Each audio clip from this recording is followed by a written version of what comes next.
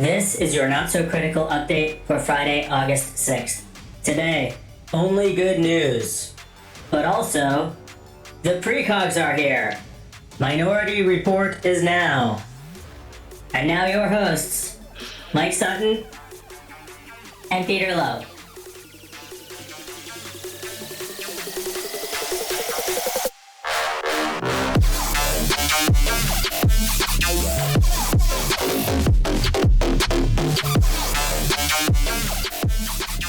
It is good to be back. How are you doing today, Peter? I'm good, thank you, Mike. I'd like to point out for anybody watching that this is the first morning recording that we've done.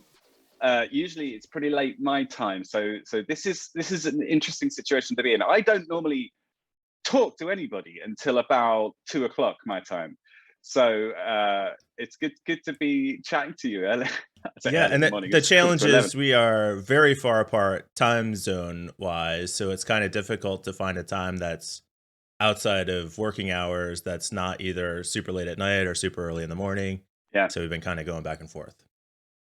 Yeah, but I mean it's incredibly early for you.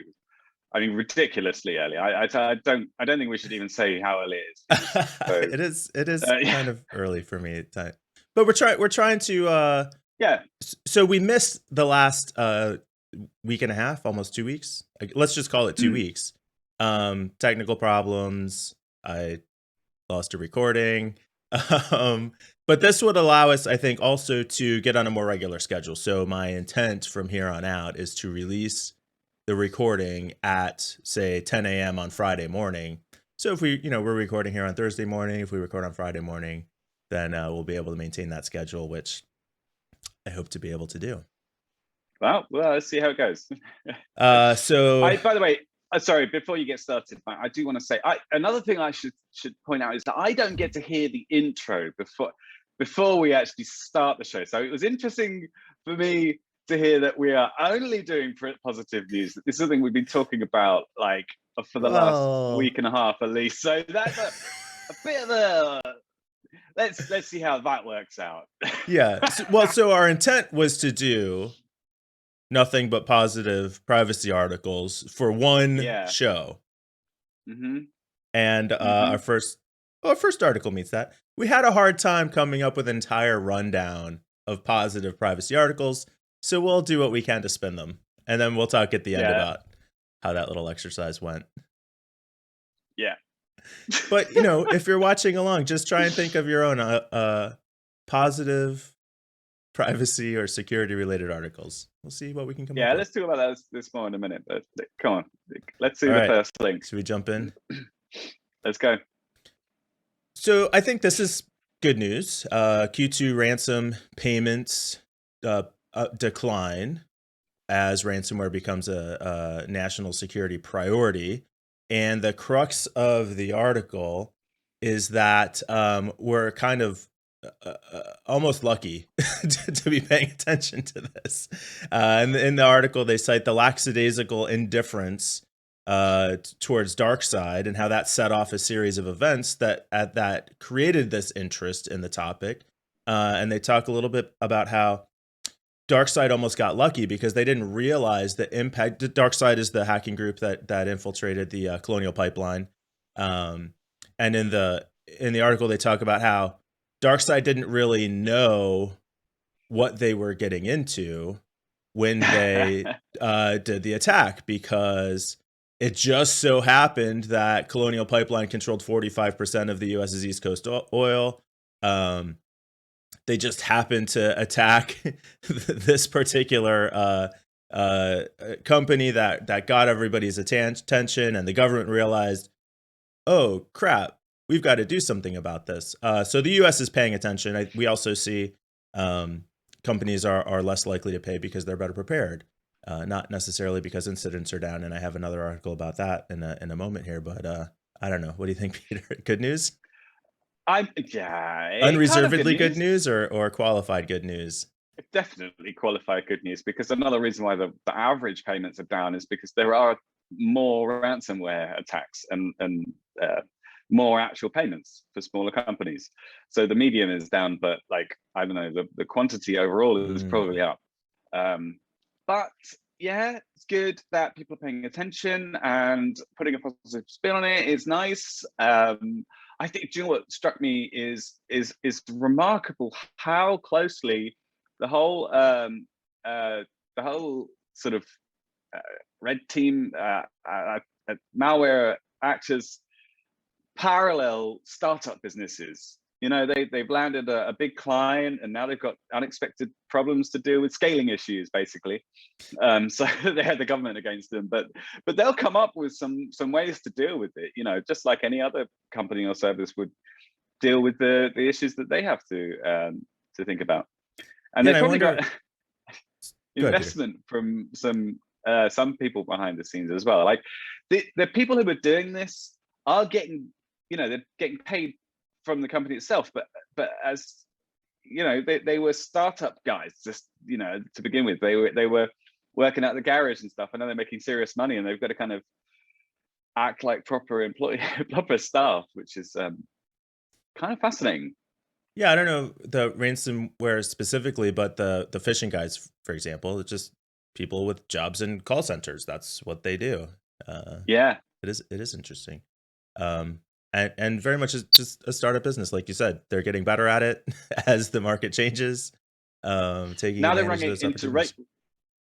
As every big business runs into, eventually they're running into regulatory issues where they're gonna, you know, they're gonna have to comply with US regulations and perhaps focus their attentions outside where the regulations haven't been put in place exactly so much yet.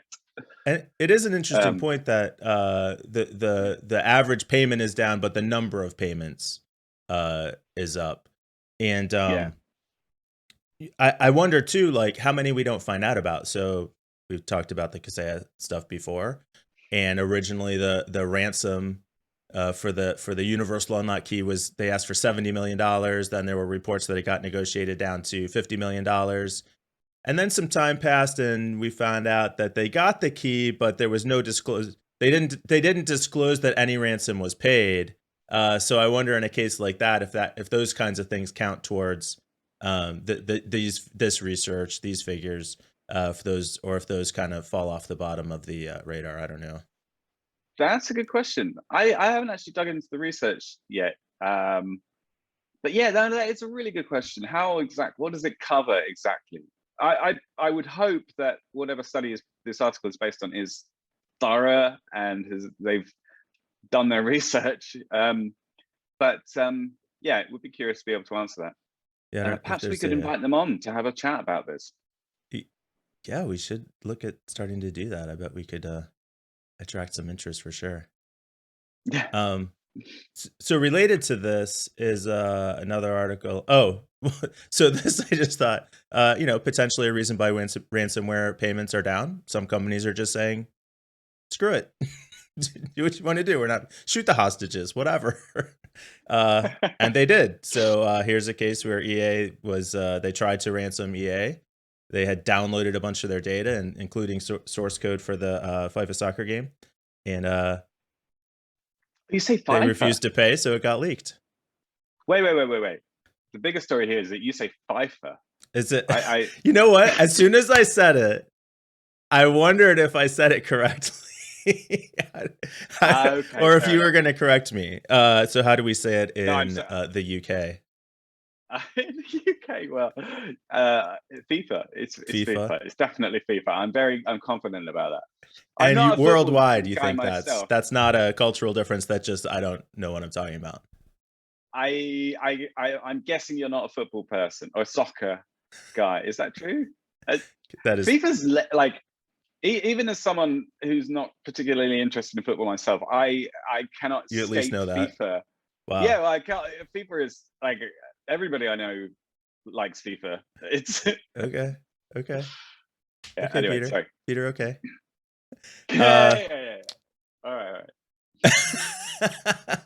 All right. So FIFA source code lost. So I just thought that was an interesting example of ransomware payments going down, but not ransomware.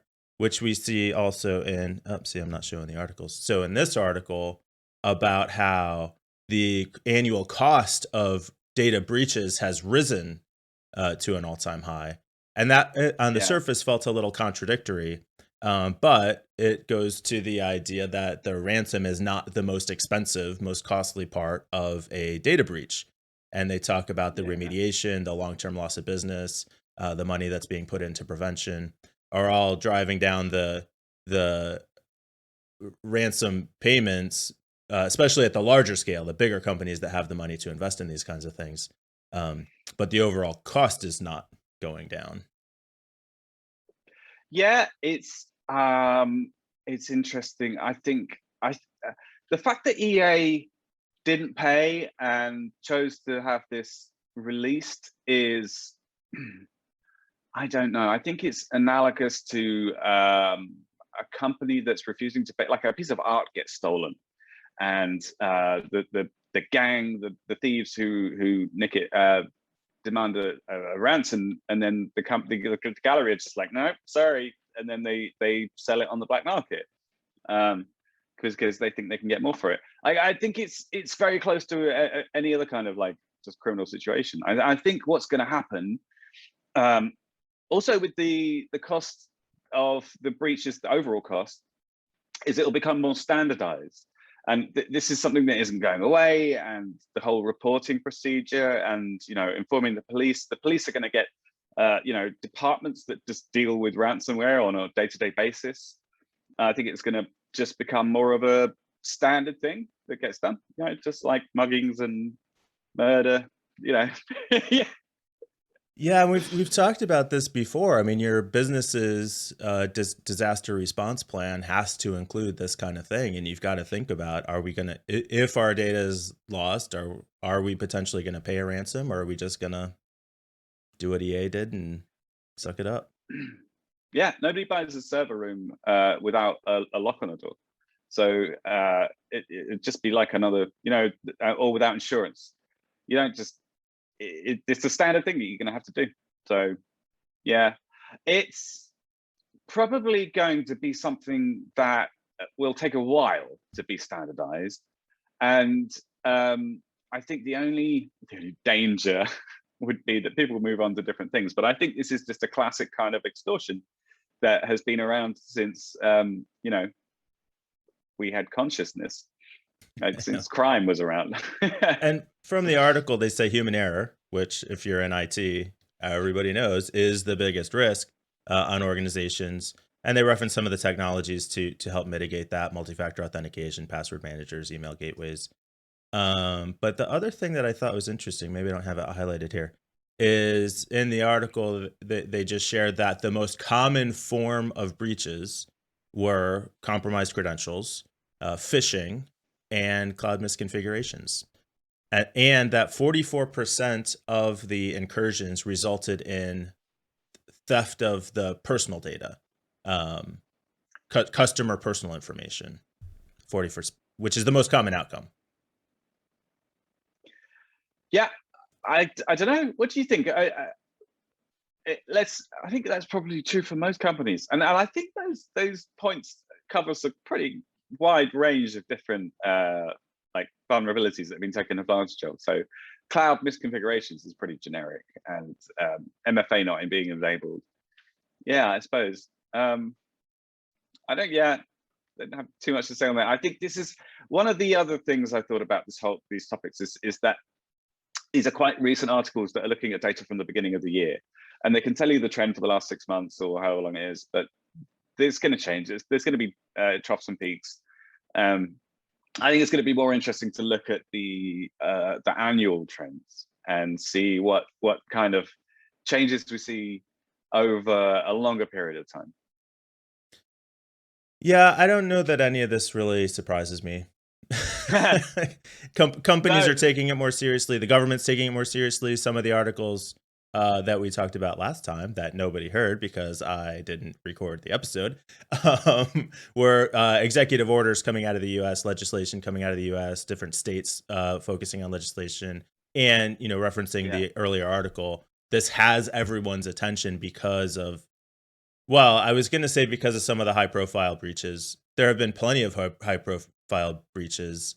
I guess the difference this time really is that it was something that affected our infrastructure, shut down the Colonial Pipeline, affected gas flow for a good portion of the country.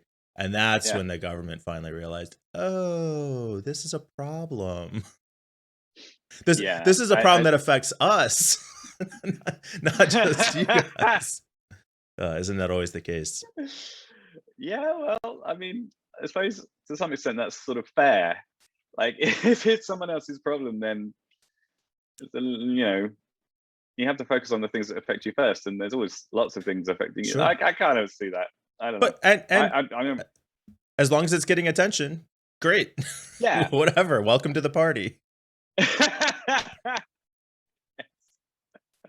All right. Yeah. Move on. Yeah. Let's. What do we got? What do we got? Okay. What do we have? Oh. All right. What happened to my? See, the stupid pop-up ads getting in the way. Somebody should do something about that. Yeah, I know. God, someone should write some software or. Terrible.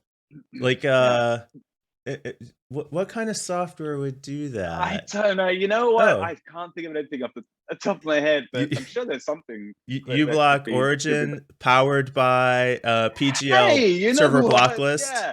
Yeah. Not an official sponsor of the show. One of these days, I've got to tell you all about uBlock Origin and the guy behind it, Raymond Hill. He's just an incredible guy. I'm in. But not to. Sorry. I'm in. Let's do that. Yeah. We'll have to put it on the rundown. Yeah, let's do it. I love it. All right. I've been taking notes. Yes, this was interesting. The server test is essentially. This is your story, so I don't know why I'm talking about it. Have at it. The server test is essentially a kind of a thing that was decided by some courts that said that copyright only applies if you are making a copy of the content and hosting it on your own server. That's my understanding of it. I am not a lawyer. It's not as important for me to say that as it is for you, because I'm probably not going to get sued if I. Nobody assumes that I'm a lawyer and then takes my advice and then sues me because they think that I gave them legal advice. But I've heard that happens over your neck of the woods. Anyway, so this whole thing confuses me. I'll be honest. I think this is really getting into like proper lawyer definition territory. I find it very difficult to sort it out in my head as to like, okay, is this fair use? Is that okay to do? But then what about this situation? And then, okay, what about if you expand it, multiply it, like you scale it up? So this, like, apparently you're not infringing, according to this judge, you're not infringing, wait, maybe you are infringing copyright if you are just putting an iframe to some embedded content. What's your understanding of this? Yeah, so according to this judge, he's saying embedding it is a copyright infringement, and it's referring back to this original case. So in 2007, the 9th U.S. Circuit Court of Appeals ruled that accused copyright infringers are not liable for displaying digital images unless those images are actually stored on their own servers. So if you make a copy on your server and show it to people, that's copyright infringement.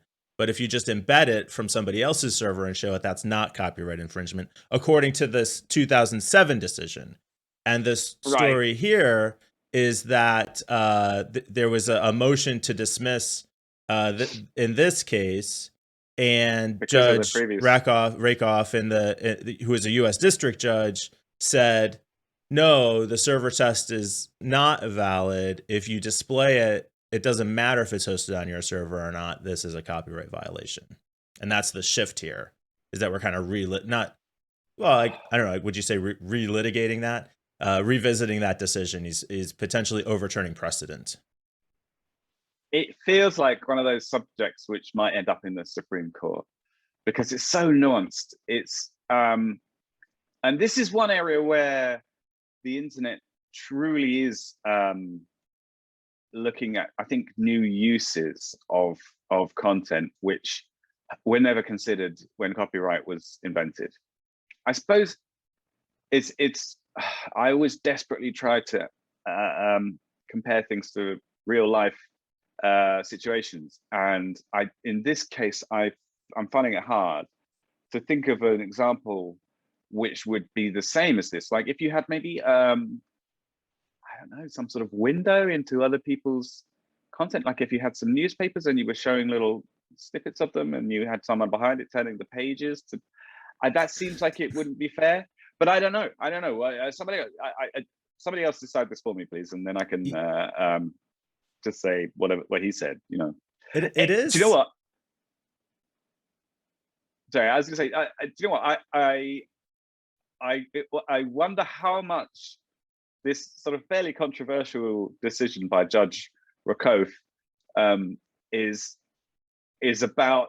He knows it's going to end up further up in the courts, like it's sort of to be, controversial, really. Yeah, and I'm not a previous decision. And not a lawyer, I have no idea, but I wonder if this is actually considered precedent in that this was so in this case he rejected this as a justification to dismiss the case against Sinclair Broadcasting, who had embedded a video from somebody else. So if that does that become part of the decision that can be appealed, or I don't know the answer to that, how these things work. Yeah, I don't either. I mean, it's interesting that it happened, but I'm going to be watching from the sidelines, I think.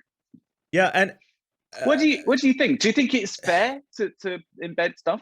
Yeah, that's what I was just gonna say, and I think to some extent it's the same issue with embedding, videos on a stream like this, which we're probably gonna do later, sharing these articles. So we're giving credit to the papers who do this. This is fair use.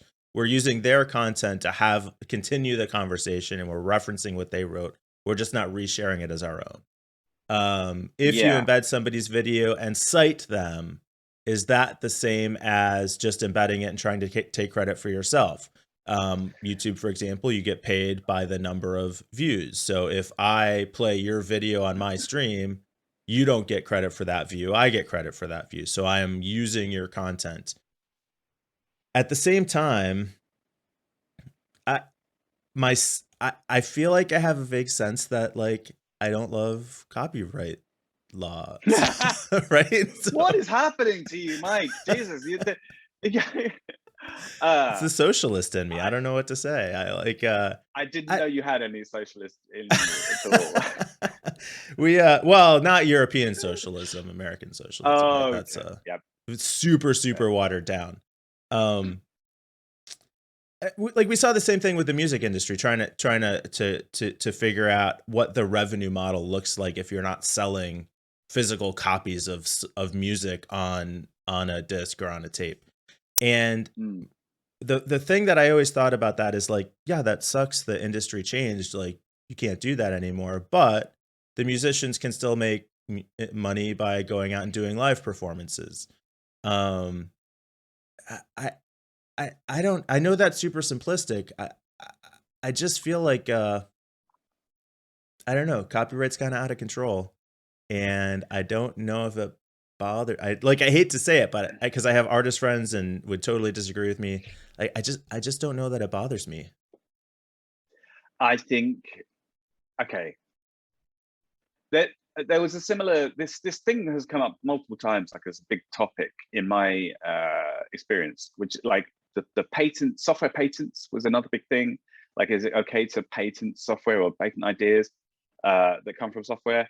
And copyright in the past with the whole DRM thing. I mean, I think it's very contextual as to what's fair, and scale is definitely an issue. If you just do it one or two times, but if you build a massive media empire, which is making money from just embedding stuff from other people, that's not really cool either. So I don't think it's not easy to come up with a rule that applies to every situation. And if you do, then it's going to be a very complicated rule. And I suppose that's what copyright is in the end. Just a very complicated rule as to what's fair. And with patent law. Sorry. Yeah. with patent law, like I get it. If you put a ton of money into R&D, then you want to have those discoveries, those inventions, you want to have those protected. I get it. That makes sense. But, Coca-Cola, just don't disclose your recipe. Hold on to it. And then it gets extended and extended and extended. So now you've got basically a lifetime patent. Like I think I don't know that I'd say the same thing about copyright, but I think patent law does stifle growth and competition. 100%. I mean, intentionally competition, but definitely growth. This is a very clear situation where the only reason it is the length that it is because of lobbyists. That every time it gets extended because of basically Disney, right. And they have lots of money and they can push it. So it gets extended again. Whatever. The original intent is completely subverted. But yeah, definitely. What are you gonna do? The judge also dismissed Sinclair's motion to dismiss based on fair use. And I don't think we said it, but the issue here was that Sinclair Broadcasting used a video of a starving polar bear that had been owned by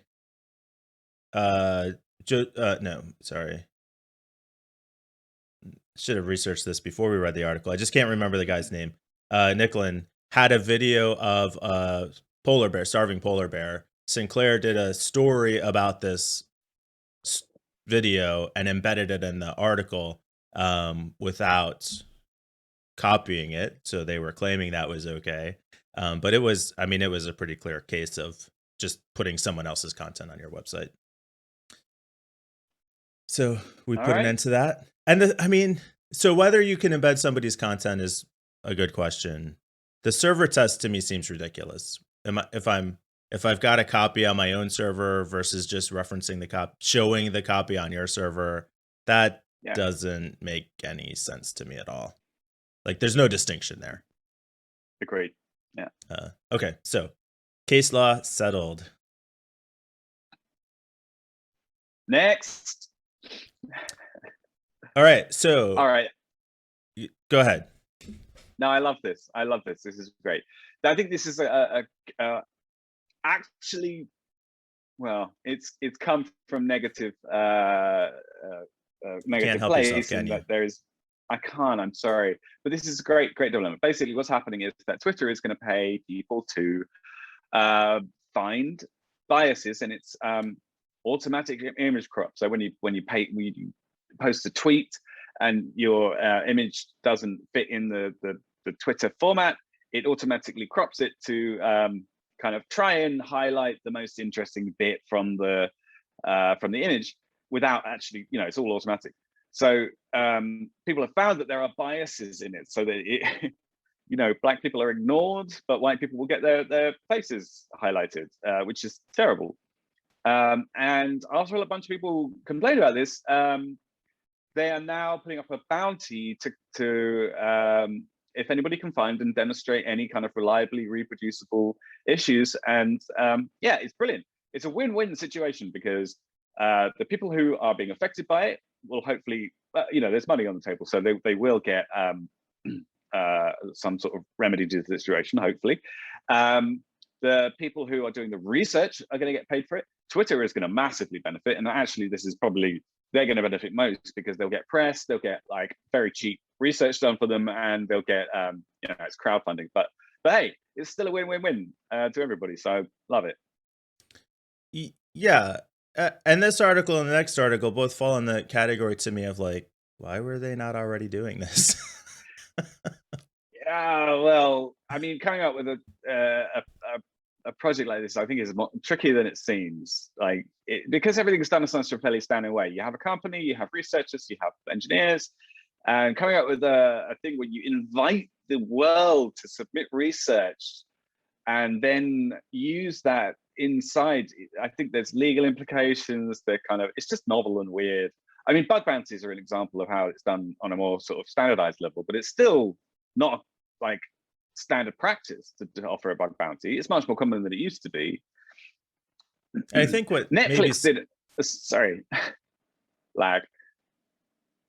I think what maybe sets this apart partially is that Twitter actually exposed its cropping algorithm to let outside investigators, analysts, programmers, whatever, look at this. So definitely, I give them credit for that. No question. Yeah, I mean, yes, definitely, absolutely get credit for that. But it frustrates me that this doesn't happen more often, where people just go, look, step back from it and say, hey, what are the downsides to telling people this? There's like this sort of vague, oh, maybe somebody will copy the algorithm and implement it on their social network. And yeah, maybe they would, but like, is that really going to affect Twitter? And I guess they decided no. So, well, I mean, so it's good. It's great that they're doing it. I don't think there's no, without qualification, it's great that they're doing this. And I think to other companies not doing it, and even, we talked about the focus on ransomware. It's just things change slowly. Amy and I, my wife and I, were talking about when we were kids, some of the playground equipment that we had. And at a local park, they had this contraption that had like a 20-foot steel pole sticking straight up, and then supports coming down to a ring at the bottom that you would sit on and like spin around and rock back and forth.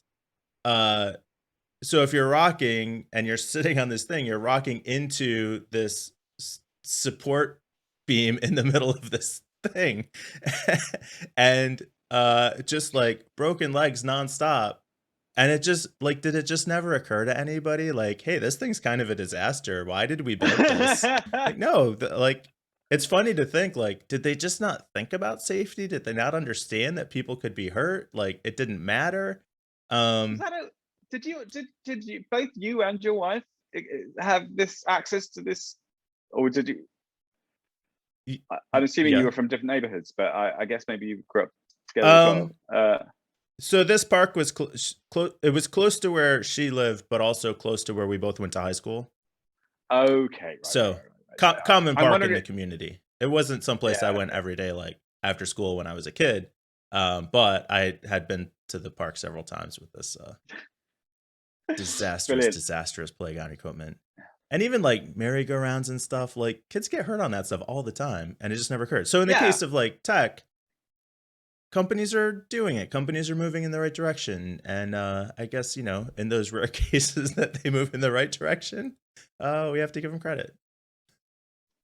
Absolutely. Yeah. Other issues potentially with Twitter, certainly, but, good for them. 100%. There's going to be a whole bunch of people going, oh my God, they should be doing this themselves. They should be paying people properly to do this. Why aren't they? There's going to be a lot of naysayers, but I'm with you. Overall, this is great. Well, so that to some extent overlaps with this article about. Do you like that image? Is that why you're laughing? I love it so much. It took me a while to figure out what's going on here, but I got it. It's funny. Wow, got you today.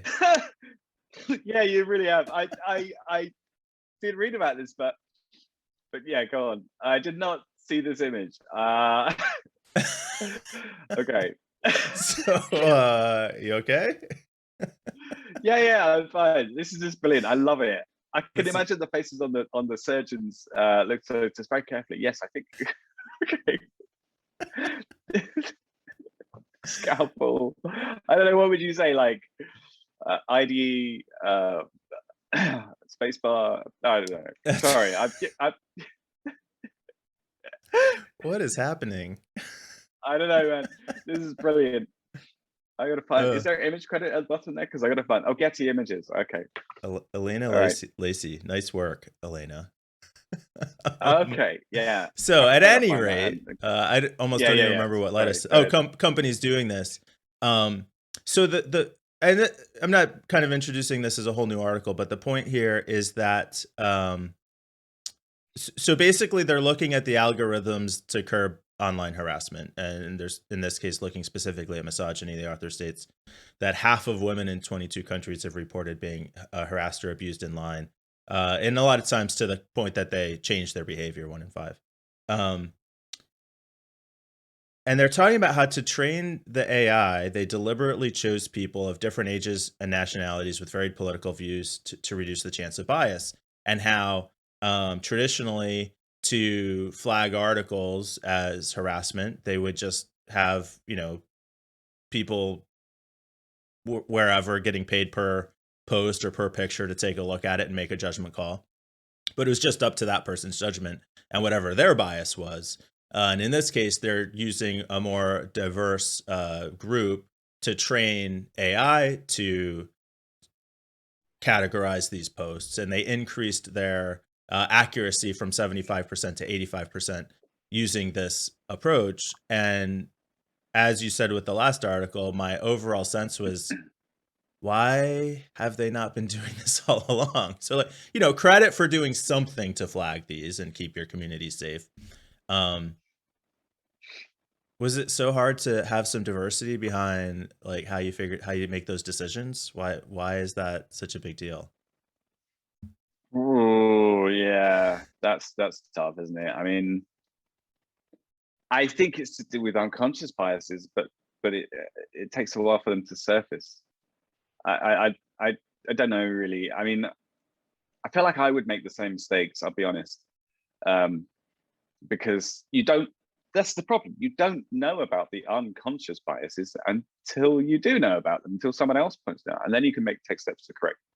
They seem obvious. Always, everything seems obvious after the fact, but I don't think it was intentional or anybody had any kind of malicious ideas about excluding minorities or anything. But it's yeah. I'm fairly sympathetic. Perhaps there could have been a bit more thought, but it's good to see that things have been corrected. I think the theme, this has come up several. Positivity is the theme, Mike. So let's try and stick with that. Yeah, no, this is positive. And what I was going to say is, like, what's come up a couple of times across these articles is that the businesses have matured. The maturation of the malware industry in the first article. It's, Twitter and this crew doing kind of taking new approaches, huge steps in the right direction. And, to your earlier point, probably, if you were a business and you wanted to solve this problem, so you would hire somebody and have them do that job, and that's what you did. And if they were accurate 75% of the time, great, your community is 75% safer. So I do like this approach that they're taking a more diverse group to help train the AI that can do this. And later in the article, they talk about another group, the Alan Turing Institute, that used Reddit to train their AI. And they chose Reddit because, quote, is increasingly home to numerous misogynistic communities, which is, not very charitable. Possibly the most true thing I've read about Reddit. Not to, I love Reddit. I go on Reddit all the time. But there's a lot of like terrible, terrible people there, representative of society, I'm sure. Do you know what I'm looking for? The next step in AI is the ability to distinguish between let's say biased and non-biased data sets. It's a tricky problem to solve, and I'm not I use AI in my work or the results of AI, but I don't know a whole lot about how it works, other than very surface level. And I think that's going to be the true artificial intelligence, is going to be taking a random data set and being able to say, all right, this is not good enough. Yeah, huge issue in data analysis. So in a way, this is good, right? Reddit has a huge data set, and what they talk about how they train it is, instead of just looking at one post without context, what they're doing is looking at entire threads and what led up to that post. What was the context of that post being made to help improve the judgment of these algorithms? And here they say they got up to 92% accuracy. The other factor that they touch on is, I thought I highlighted it here, maybe not, just the cultural differences. So words don't mean the same things across different languages. You've got phrases in some languages that aren't in others. different cultures will make different types of attacks with respect to misogyny, just based on what their cultural values and priorities. Yeah. All of this contributes to how difficult it is to moderate these things. And again, probably at the time, so at the time that some of these platforms were created, we did not have the global reach of information platforms that we have now. So entirely possible that they just didn't take any of that even into account, that people in other countries would use these tools. But I think that's kind of fascinating, actually, that this is a very human problem. I think you would have exactly the same set of issues if you had just used people. If you had picked all your moderators from a little town in Alabama and got them to moderate every post, you would have the same set of biases being applied, and the AI is just doing it at a bigger scale. So what would happen is that you get complaints about the type of moderation that's happening, and then you would hire a more diverse set of people. So they're just using more diverse data, and it is very much mimic is artificial intelligent mistakes, like like it's the same kind of problems that you would have with just real humans. So it's doing its job, I suppose. Yeah, and more impartially. It's interesting that it can be trained like this too. But we saw this. Facial recognition saw the same thing. That you're trying to train these systems, and if they're trained entirely by white people, then they don't know how to deal with minorities. Yeah, it's pretty interesting. That they're great that they're moving in this direction. I expect we'll see more of that. Love it. And with respect to AI, there is always nothing but good news, which is so it's a slightly different take on AI. This is definitely breaking our streak of positive articles if we haven't already. This is just so horrific in so many ways. It's just so bad. This whole ShotSpotter thing is just a nightmare. So if you're not familiar with this, there is a system. Oh wait, sorry, this is the precog thing. Sorry, pardon me. We can do ShotSpotter first. I tied them together because they had to do about surveillance and data collection. Right. Let's go ahead and start with ShotSpotter. Go ahead.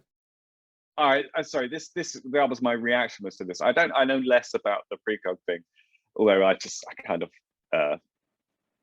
to be honest, fairly dismissive of it. Anyway, ShotSpotter, this system that has been put into place in a bunch of cities, and what it does is it records sounds and then alerts the police if it thinks that a gunshot has gone off.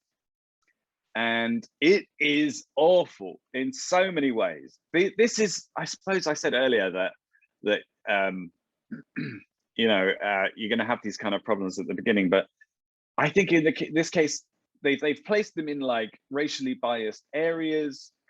They have prepped the police so that if they hear one of these things, then they all like send 55 squad cars, or they're all armed to the teeth, and it's not very accurate. The police are asking ShotSpotter to retroactively look for other things that sound like gunshots. It's just, oh God, the whole thing. Yeah, pretty bad. Stopped. So they cite a specific case here about how someone was shot in Chicago, driven to the hospital by Michael Williams, who was later arrested for the shooting, and they walk through why this happened. So ShotSpotter works by placing sensors, microphones all around a city, and if a gunshot is detected, it tries to triangulate where that gunshot was based on the time differences for how long it took each microphone to hear that the gunshot. So, you know, physics, sound travels at a certain speed. If it gets here, here, and here at certain times, you can figure out where it was. But physics only works if you just let it be about the math. So in this case, sensors detected a percussive sound at 11:46 at a specific location that was a mile from the site. over the next short time, they had analysts reclassify the sound as a gunshot, but then months later, possibly at the urging of the police, they actually changed the coordinates of where the gunshot took place to further kind of, I don't want to say manufacture evidence against this Williams guy, but to some extent, That's what it kind of is. That how it is, comes it is across. manufacturing evidence. It's evidence that wasn't there before It that has been feels like it. created. It's manufactured 100%. Sorry. Yeah, it's pretty bad. So like, okay, so there are two problems that are highlighted with this system. Do I have it on the screen here?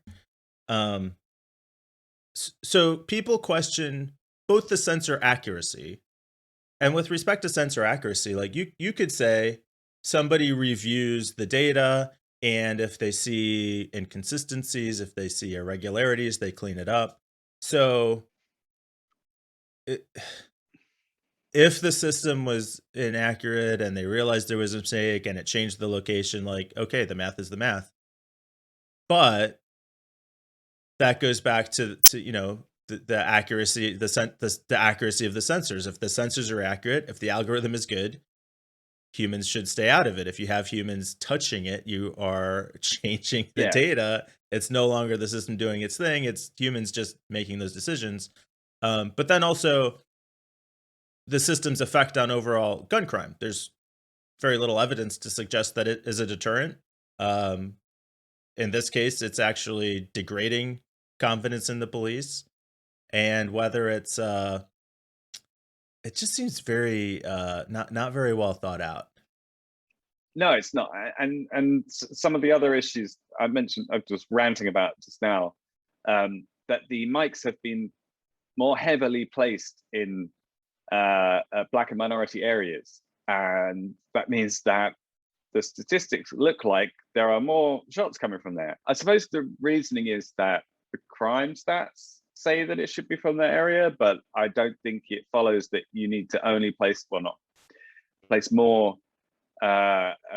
microphones in that area, and certainly doesn't help going forward when you look at the statistics again. It's a confirmation bias. And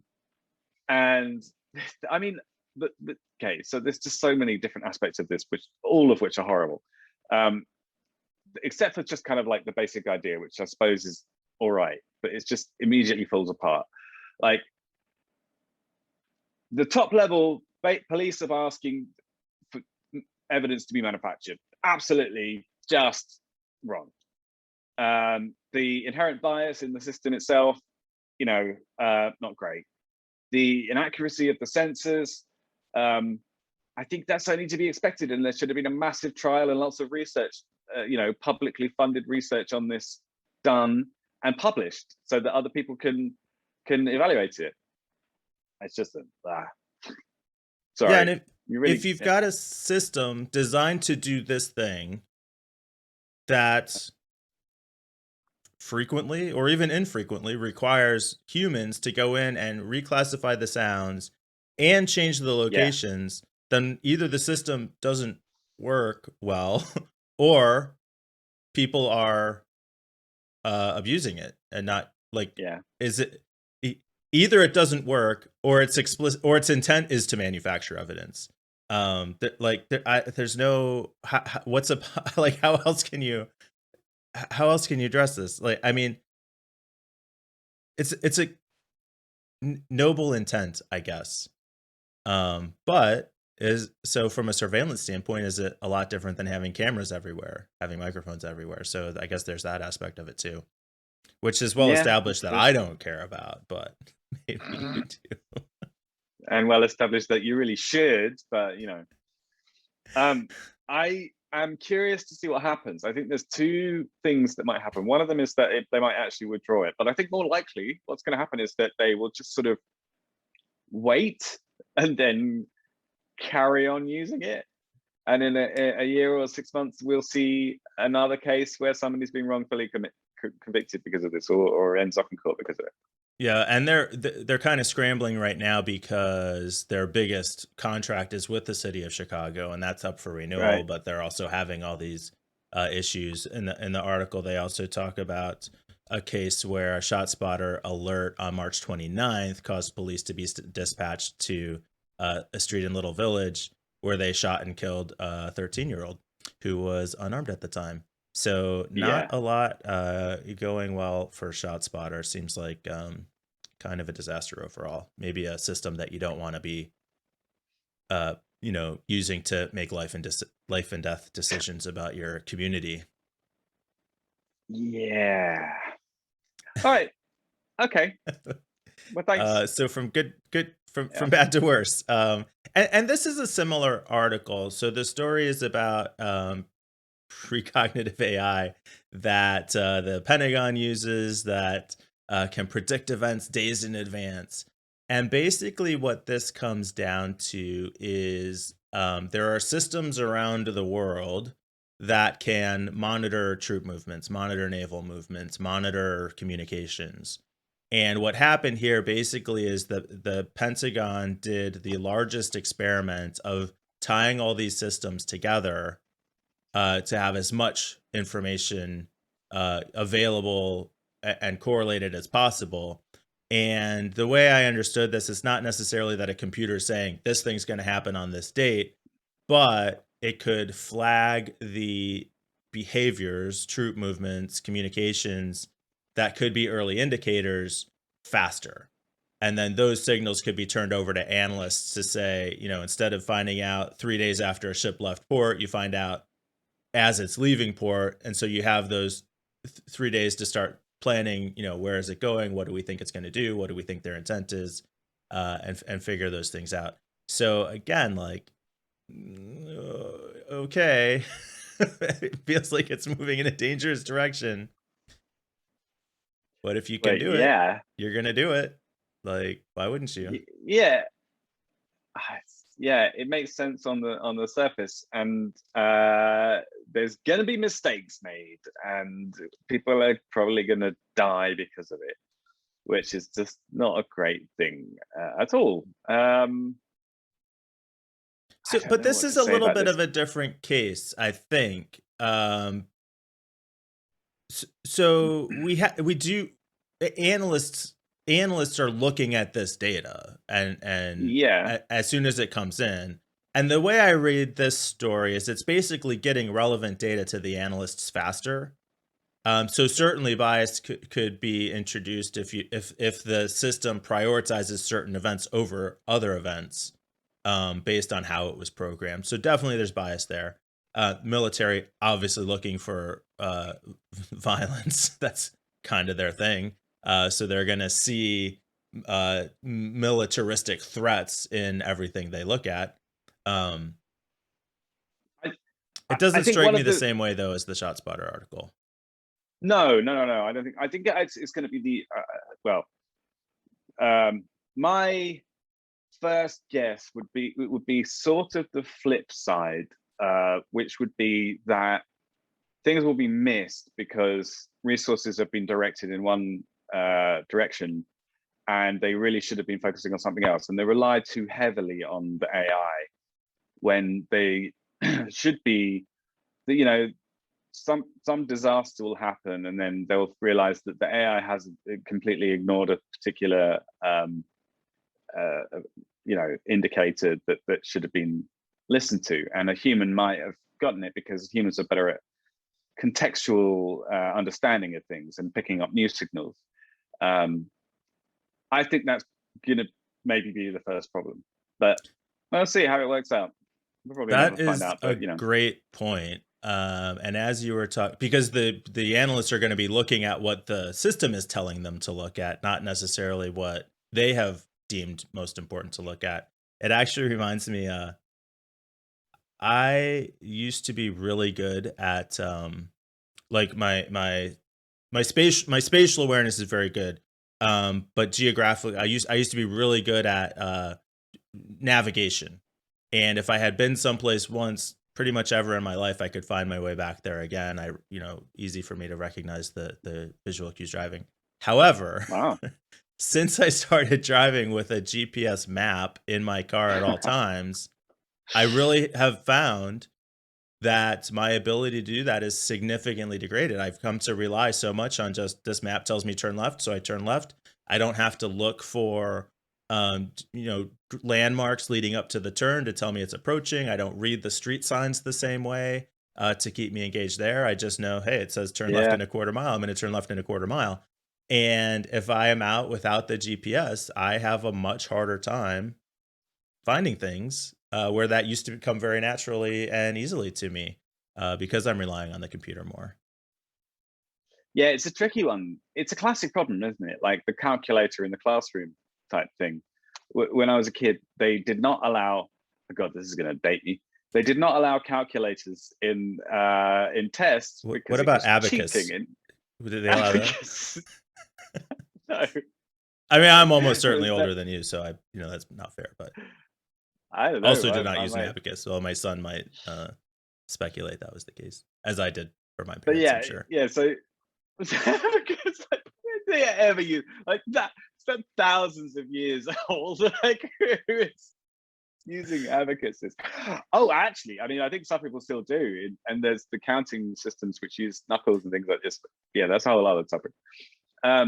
So my point is that there are certain, points where skills become obsolete.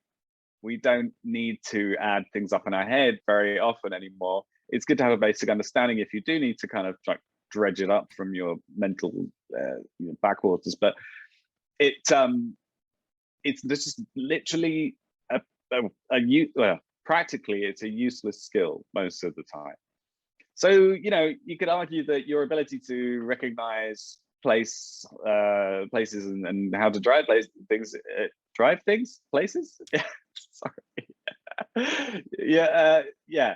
It's just not very useful anymore. You know what I mean?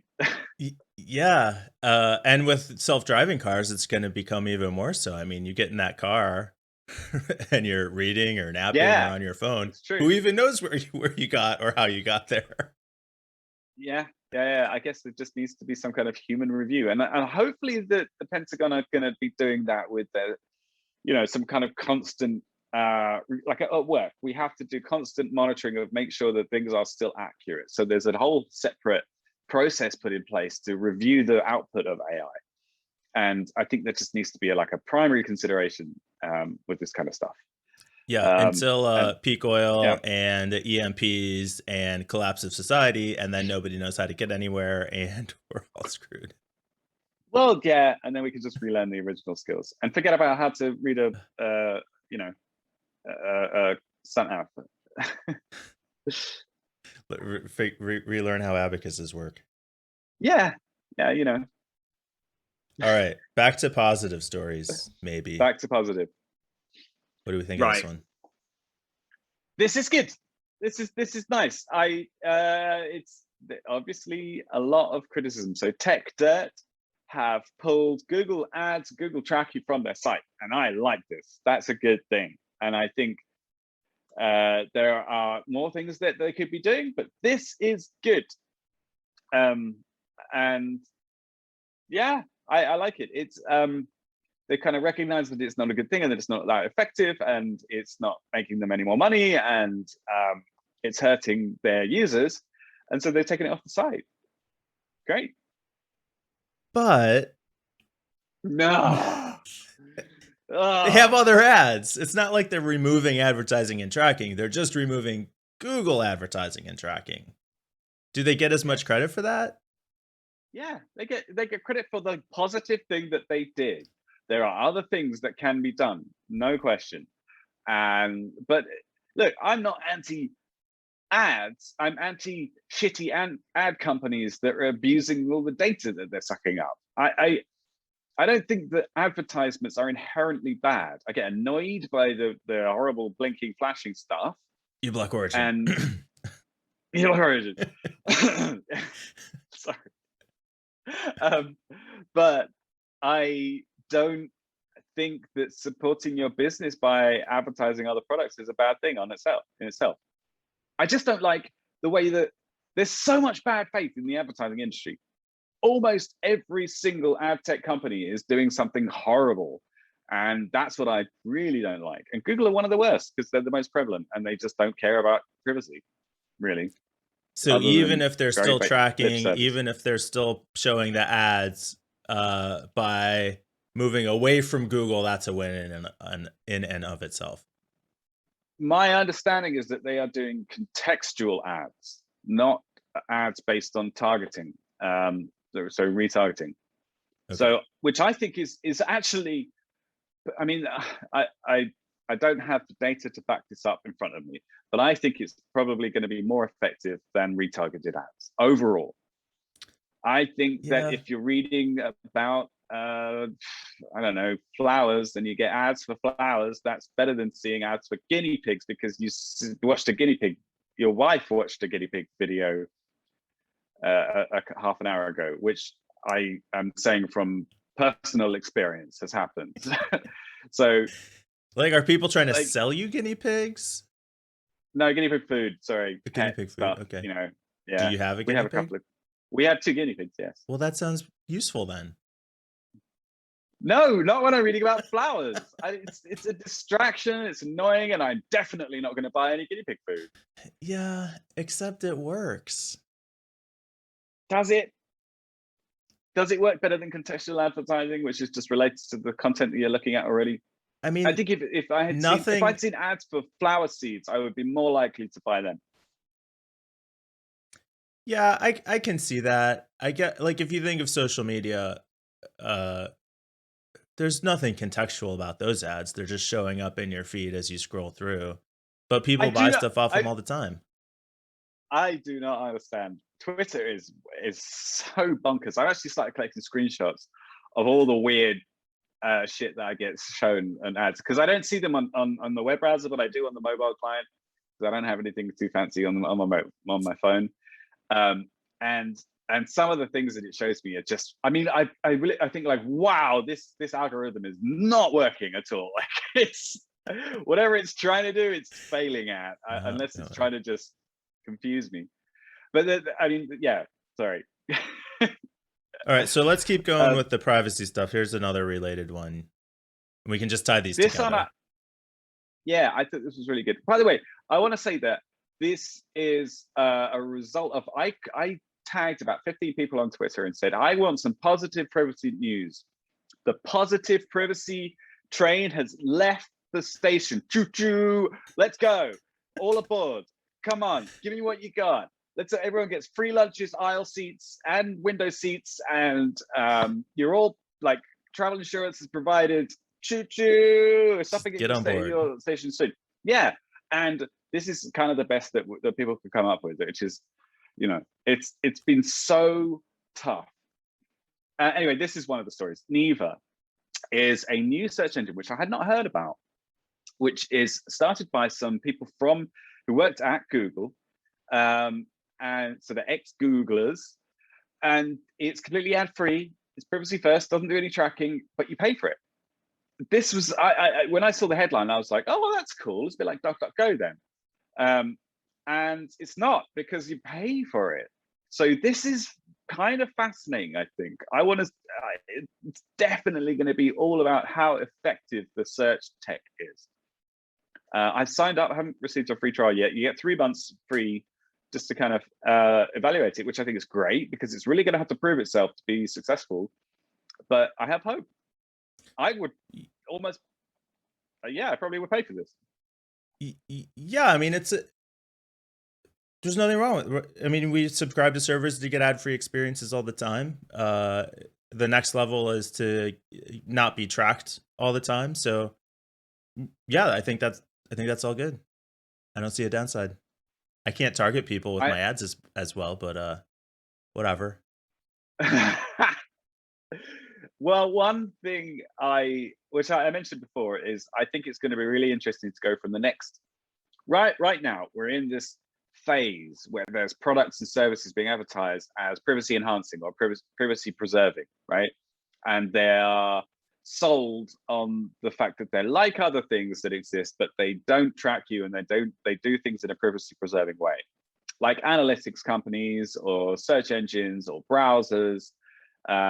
email clients, these kind of things, where they do things to preserve your privacy.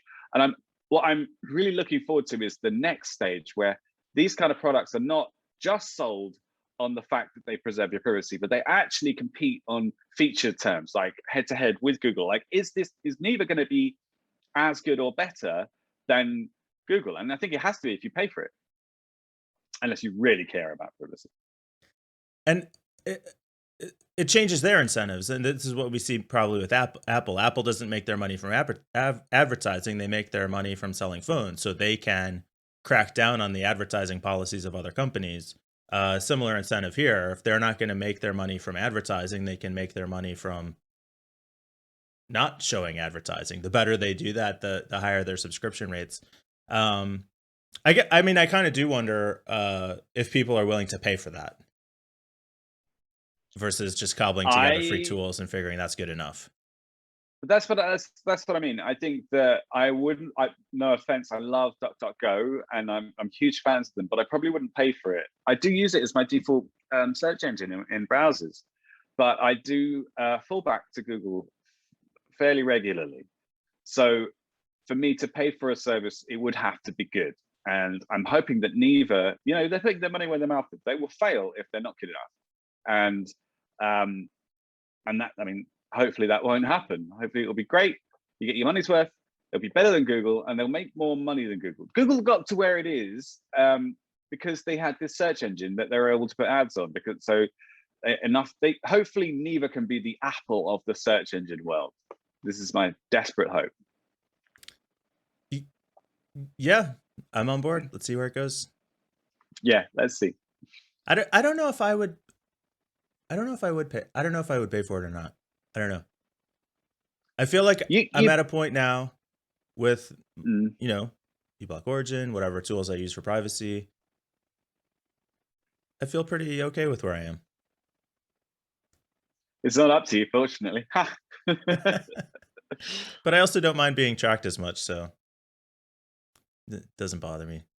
Okay, so more good news. You can get $10 for your palm print, or somebody's going to give you some cryptocurrency for eyeball scan. Like, there's no downside. That's just free money. Following your previous statement, I am sure that you're going to be doing this immediately as soon as you come across one of those palm scanners. I've got 2 hands. Can I get $20? 2 hands. Yeah. Come on, kids. Let's put your hands on there as well. Hey, Amy, come on. It's your turn. we got 50 bucks here. Time to get paid. Oh, yeah. Ka-ching. Oh, God. Even you can see this is bad, right? Even you. Yeah, it's not great. But my fingerprints are out there. I was in the military. Oh, my God. You're literally saying my fingerprints. So it's all. They have my blood. They have my fingerprints. They have everything. I suppose actually in this case, it's not just the biometrics; it's the rights that you assign to Amazon along with that. Like the army don't have any right to distribute your, put up a public database of everybody's biometrics, but Amazon are going to be using it for some. It can't be good, right? That's my first impression is, well, of course they're not going to be doing anything good with this data. Like, there's just no way. Well, sure, but how much harm could they do with it? That sounds like a dumb question, but it's going to be tinged with evil somehow.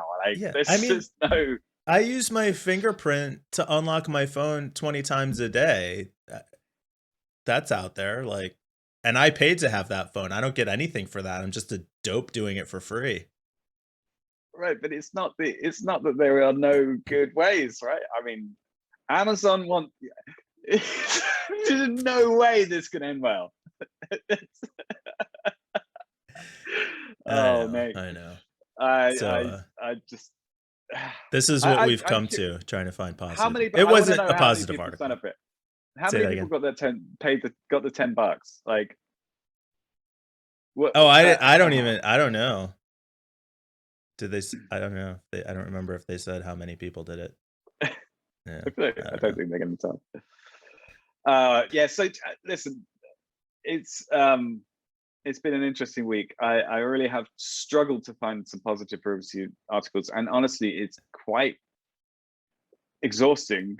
And I'm glad that we came up with some, and I'm going to keep trying. The positive privacy train is not it's going to keep going. Well, it's not privacy related, but we do have one positive article left. Oh yeah. Let's see if I can bring it up here. Gotta make you understand. Never gonna give you up. Never gonna let you down. Never All right. gonna run around and desert you. We just rickrolled our entire audience. Okay. I think, was that 7 seconds? I don't know. It's definitely fair use. We'll see if we get a copyright strike, whatever. So this is, again, an article we talked about on the Lost episode. But Rick Astley's Never Gonna Give You Up crossed 1 billion views on YouTube. Looks like it's at 1 billion, 8 million and some now, which I thought was fun. And driven by this idea of rickrolling. So it probably doesn't even include all the GIFs that are made from it. Who even could imagine how many views this guy's had? But I just thought that was fun. We're looking for it is kind of fun. Positive news, fun way to end the show. Long-lasting internet memes. I think they will. They're the gift that keeps on giving. I mean, literally, in the case of Rick Astley's Never Gonna Give You Up. Yeah, he's never going to give us up. He means it when he says that to us. And he's out there still even now. Just Can you imagine though? Can you imagine though when he wrote that song and first recorded it? Could if he had any, he couldn't have had any idea what was waiting for him in the world. Like, when was it recorded? Like 1984 or something like that? Yeah, I don't know. That sounds about right. Yeah. I mean, the internet wasn't even a thing then. It was still 10 years before it would. Actually, I'm going to look 1987. 80. Okay, I wasn't far off. So yeah, I mean, the internet existed, but he wouldn't have heard of it. So then that's crazy. I mean, maybe that's going to happen with us now. Maybe what this recording in in 10 years time is going to get 10 billion views on whatever. I know. YouTube. Just the chorus of a song that I recorded decades ago could be the most watched segment of music in history. You just never know, do you? Well, right, I'm never going to give you up, people. Maybe I will do actually one day. But, that's good news. Good. Yeah. Well, we tried. I'm going to keep trying. But I don't know if I'm going to commit to it again, because this was the challenge that we gave ourselves on the previous recording that was actually released. Was next week, let's just do positive privacy stuff. And I knew it was going to be hard, but I didn't realize it was going to be that tough. So, and I don't think I could repeat it. I think some of these stories are old enough that it was, I don't think in a week from now, there's going to be enough positive stuff to talk about. Maybe and that's not just all the of them nature were of news. No, that's the other thing about it, is that the most common reaction I got from you as well, when I was like asking people to board the positive privacy train, was is this positive? I mean, does that qualify? Like, yeah. This is sort of like, I mean, this not just out and out like, this is good news. So yeah, it really took some twisting and turning to find a positive article in the first place, and or come up with some kind of positive spin on an article. It was tough, but I don't know. I had mixed feelings about it. So like with political ads, everybody says they hate negative political ads, but negative political ads work. They move the needle. There's no way around that. And similar with news, like people say like, oh, I'm sick of all the negative news, but are you going to tune in for a show that doesn't talk about the controversy and drama going on in the world? I don't know. Well, okay. I do have a response to this, because first of all, there is a show. There's a British comedian called Russell Howard, and he has a show called Russell Howard's Good News. And it's not 100% all good positive stuff, but he does try and put a positive spin on things, and he's much more of a kind of positive guy, and he is pretty popular. So it can work. Although it is the single example that I can think of.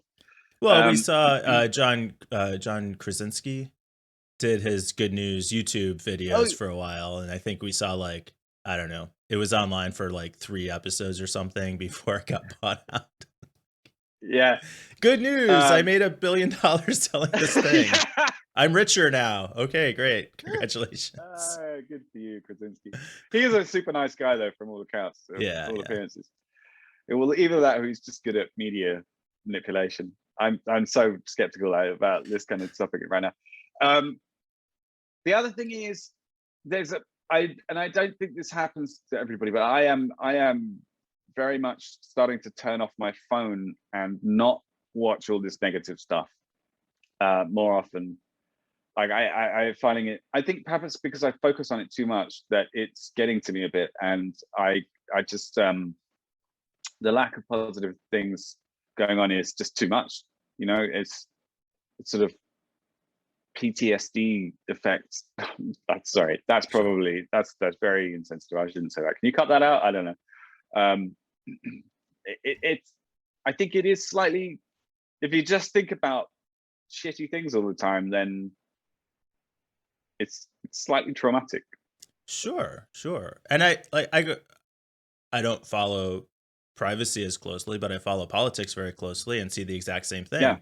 There are certain times where I'm like, man, I am so sick of the negative news. I have to go on a break from it, and I'll, not check headlines for days or weeks to just recover from that negativity. I totally understand. So yeah. So I mean, you're right. Good news, everyone. All right. Yeah. So we do. It's entirely possible that you watch this entire episode and think like that was supposed to be positive. Like we had a couple fun stories, but I don't know. We'll just have to try and keep that in mind as we go on. We always want to end on a positive note. I thought we were headed in that direction, but now it's trauma and PTSD and negative news. No. Okay. It was a fun exercise. It was a fun exercise, and I think what I think the really good thing that's come out of it is that I'm going to keep my eye out for positive stuff much more in the future, and I think that that's going to help deal with it, all the negative stuff, and I think that's difficult. I did a social experiment a while ago, which was for 100 days, record the happy thing that happened that day and take a photo or something. It's actually a thing online where and it was good. At the end of it, I had a collection of good things, and I also just I realized that there were periods before where there were days would go by and nothing really, I wouldn't focus on anything good for the whole day. It's so I think it's a mental exercise, emotional exercise. I think that's what you might call it. Yeah. So yeah. Yeah, and I definitely appreciate the value of focusing on more positive things.